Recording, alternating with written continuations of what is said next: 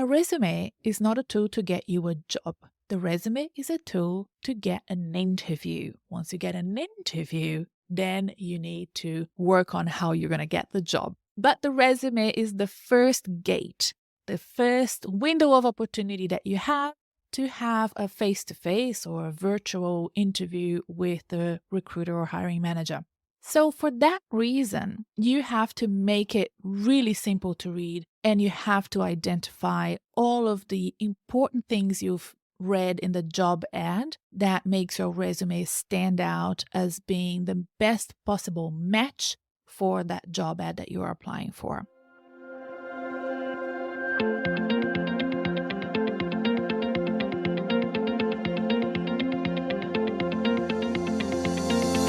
Hi, I'm Renata Bernarde, and this is the Job Hunting Podcast, where I interview experts and professionals and discuss issues that are important for job hunters and those who are working to advance their careers. So make sure that you subscribe and follow, and let's dive right in. Hello and welcome to the Job Hunting Podcast. Today we're going to talk about what an executive resume should look like. This is an interesting topic. I'm sure a lot of you will benefit from listening. We're going to address a few key issues at the beginning and then go through some rapid fire questions. There are a lot of questions that I've been answering for years about resumes, and I want to address the most popular ones with you. And I hope that this will benefit you in your job search and help you move quicker towards your next job. So if you're job hunting, if you're keen to make sure that you have that career readiness and that great maturity and understanding of how to manage your career from now on, subscribe to the newsletter. Might really help you. It helps a lot of people. I get lots of great feedback about it. It makes my day. Every day I wake up and I get emails with feedbacks from people that listen to this podcast and download my stuff. I would really love to have you on board. All right, so let's talk about resumes, shall we? You have heard this before, that there is a Harvard research out there somewhere that says that your resume has only about 6 seconds to make a positive impression on a recruiter or a hiring manager, right? So we know that. But is that true? And what does that mean? Look, let me tell you this.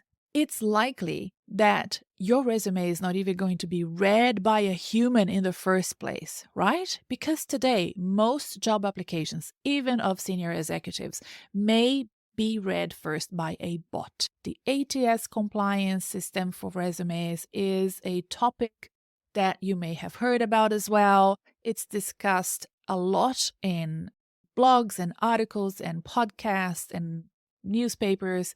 And still, not a single week goes by in my job as a very busy career coach and job hunting expert where I don't see very highly skilled professionals with terrible resumes that don't comply with the applicant tracking system.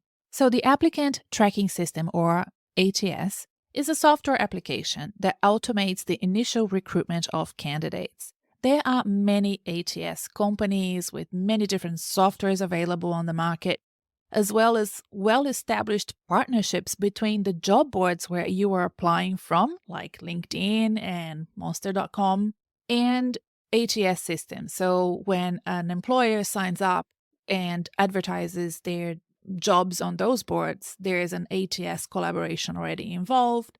And in fact, some ATS softwares are open source. It really democratizes the tool. Now, I am a big fan of ATS systems. I just think, there is still opportunity for those softwares to develop, for the quality to improve, and for us to have a better understanding of how that software actually works, because there's so many different versions of it in the market. So we like to play it safe. And for candidates, that means doing a checklist with your resume and adopting a template that has the compliance with most ATS systems. And for some people, that means having a pretty boring looking resume, but that's a safe resume that will get you the job, right? And I don't think that the resumes that I design for my clients are boring. I think that they're beautiful, they're simple, and they're easy to read. And that's what's important. They're easy to read, both for the bots and the software systems, and also they're great looking for the human eye.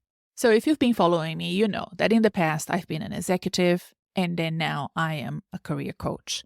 I haven't been a recruiter, which means I don't have the experience of using ATS systems, but I do have experience in using a software called NVivo, which I'm assuming is very much like the way that ATS systems are developed and created.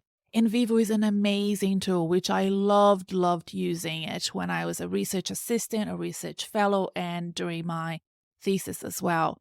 It reads qualitative research, that is text, and then quantifies it, analyzes it, and it does whatever you want it to do with the inputs that you add. So you have to develop NVivo to make it work for your research. If you're looking for positive narrative versus negative narrative, if you're looking for inquiry narrative versus statement type narrative, if you're looking for specific keywords.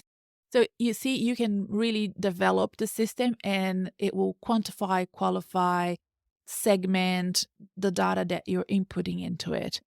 ATS is the same. ATS softwares are as good as the people developing it. And there are many different types of ATS systems out there. It will be looking at keywords. It would be looking at specific tonality.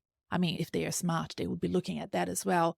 But definitely the least that you can assume is that it will be picking up on keywords throughout your resume and narratives and how those statements are made. And of course, things like spell checks and grammar and, like I said, tone of your narrative to identify you as a good candidate for a role. So that's why it's important for you to make sure that the document that you're sending out in online applications is done in such a way that can be easily read by these softwares.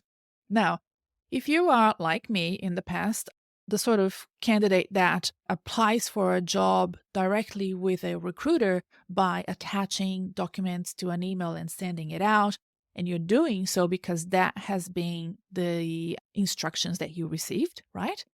Then you're most likely not going to have that problem of your resume being read by a software before the humans read it. But still, what happens over time is that recruiters will expect to see resumes done in a certain way. It's like the trending style of 2021 that people just need to kind of assume that this is the style that is in vogue, this is the style that is expected of an executive looking resume, right? So there are sort of many questions that people ask me all the time. And sometimes people don't know what they don't know, so they don't even ask the questions. And I need to point things out to my clients when they come to me with resumes to review and update. The first, of course, is which resume template is best for me? And my answer to that is best resume for you is the one that gets you the interview. A resume is not a tool to get you a job. The resume is a tool to get an interview. Once you get an interview, then you need to work on how you're going to get the job. But the resume is the first gate, the first window of opportunity that you have to have a face-to-face or a virtual interview with the recruiter or hiring manager. So for that reason, you have to make it really simple to read. And you have to identify all of the important things you've read in the job ad that makes your resume stand out as being the best possible match for that job ad that you're applying for. Sometimes people come to me and they say, oh, we need to update my resume. But before I do anything, I say, well, is it converting? Because if the resume that you have right now is getting you the job interviews, is making people call you, reach out to you via message on LinkedIn, and those are the jobs that you want, then the job's done. There is nothing that you need to do, right? I don't care if it looks weird or whatever. It's getting you the conversion rate. The conversion rate is high. You're happy to get the interviews. All you need to do now is work on your interview skills. So resume templates vary a lot. They vary by country, by sector, by seniority. So somebody that's younger, from the resume should look slightly different from somebody that's much older. All of that is really important. Now, I know that this podcast is listened to mostly in the US, and in the US, the resume is usually a page long, whereas in Australia, we're very, very lucky here that our resumes can be much longer than that. They can have 2 pages, even 3 pages, sometimes 4 or 5. Now, if you're an academic and you're listening to this, of course, you're laughing because academic resumes are super long. And that's normal and that's expected. So if you have a very short resume, that doesn't really apply. And there are executive roles in academia. So people that are applying for vice chancellor roles, provost roles, deans, they may have a much longer resume. All right, so the best template is the template that gets you the interview. And it's really about you testing, test driving, and checking, what your counterparts, your colleagues, what you see most often if you're at work and you have the opportunity to be part of a selection panel. What is it you see? What sort of resumes are converting into interviews and from interviews into jobs? The second question is, can my resume be colorful? My answer to that is no. And that's when the sort of boring part comes, right? So the best resumes these days are black and white. The best coaches out there will say so. You just have to trust me. I remember getting a client, a prospect client. She never really converted into becoming a client. She had her resume done professionally, which we'll talk about later on, and sent me her resume. And I opened it and I'm like, oh, goodness gracious. It was bright purple. Like it had a banner on the side that was purple. And I told her she wasn't going to get a job with that. Now, maybe for different sectors, which is not the corporate sector, the not-for-profit and the government sectors, which are the ones that I cater for. I deal with executives that are white-collar workers. Maybe, yes, but for my clientele, anywhere in the world, because I have clients everywhere, your resume is black and white, right? So deal with it. I know it's boring. I'm sorry. I get a lot of questions about how many pages it can be. And it really depends on where you are and what stage of a career you are as well. So, for example, I can have a very senior client in the US with a 1-page long resume and a very junior client in Australia with a 2-page resume. And that's fine. And that's appropriate and is expected. And there's nothing wrong with that. So, in Australia, a 3-page resume is pretty safe for somebody who is an executive with 10 plus years of experience. And it's completely fine to have a 3-page resume. In the US, that would be absolutely not possible. So let's not even go there. What is the difference between resume and a CV or a curriculum vitae? I think those words are just used interchangeably. I use them interchangeably. Maybe in your sector or country, CV is more common than resume and vice versa. I really always ask my clients what they see most often in their country or in their region or in their sector. And they tell me, oh, it seems like most people say curriculum vitae. There was a time when my resume had curriculum vitae in the footnote because of the sector that I was in. And now I don't actually have anything written up. I don't call it resume or a CV on the document itself. And I refer, most of the time, I just say resume because I think it's easier. But when I'm actually naming my Word document, let's say Renata Bernarde CV and then Renata Bernarde CL. And I think it's very nice to have those two names that look very much alike. They're easy to find. One is CV, one is CL. But when I'm talking about it, I'm usually referring to it as a resume. So go figure. Should my resume have a headline? Now, headlines have been popular in the past and I didn't see them for a while. Now, I think because of LinkedIn and the way that we use the LinkedIn headlines, and it's such an important part of your LinkedIn profile, that top box with the headline, I'm actually experimenting with headlines, and some of my clients have headlines in their resumes, but frankly, for many years, I didn't add headlines to my resumes, and I don't have in my own resume, but also, again, I'm not looking for work. So most of my clients still don't use headlines in their resumes. I like the idea, and I would be concise and only have 2 to 3 job titles that you want to have at that top. And I think it's perfectly fine. And they should match what you have in the LinkedIn profile. Now, the LinkedIn headline can be longer than that, but in your resume, just be more concise and maybe only 2 to 3 job titles at the top. What I usually do is my clients have an amazing executive summary. I'm pedantic about executive summaries. I think that they are the cat's pajamas. They have to be very well written. And that first sentence in the executive summary is punchy, it's crisp, it's perfect, and it completely matches the expectations of the reader in regards to the job that you're applying for. So I'm a big fan of expanding on everything. In fact, one of the questions that I have here is about how do I show proof of my expertise in the resume? Now, this is really another pet peeve of mine in people's resumes, because usually what they have is their name, and then they have the headline, and then they have a list, like in a box in 2 sort of columns or 3 columns, a list of maybe 10, 20, sometimes even more skills that they have just listed there. Now, it means nothing to me. It means nothing to a lot of the readers. These are just keywords that you found in the job ad or out in the world, and you just put them there. You're not expanding on it. You're not showing, the receipts, the proof that you actually know what you're talking about. And I think it's useless. What I like is to actually have a sentence for each of the, let's say, 4 or 5 skills that you're adding to the top of your resume.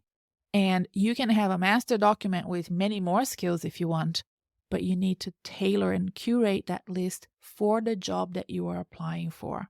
So you're looking at the job that you're applying for, you're identifying what is the expertise that's needed, and then you are discussing it in a sentence and showing the metrics, what you've achieved, how you took, something from A to B, if it's change management, business transformation, project management, supply chain management, procurement, whatever it is. How did you actually help an organization take something from A to B? So you have to list it and then explain, explain. And you can do that for maybe 4, 5, and that's it. What about logos? I have a lot of people that come to me with, I'm assuming it must have taken quite a while to not only find all the logos, but then make them all pretty and the same size and add them to the document. It's a complete waste of time in my view. Sometimes people add the logos and they don't actually spell out the name of the organization. So let's say you added the IBM logo, but you haven't actually spelled out that you had been a manager at IBM. The ATS system is not going to know that. And working at a big tech company might be an important thing that you want that bot to know before, so that you can move on to the next stage of the recruitment and selection process. So be very careful with logos. I do not recommend any sort of images in the resume, and just spell it out.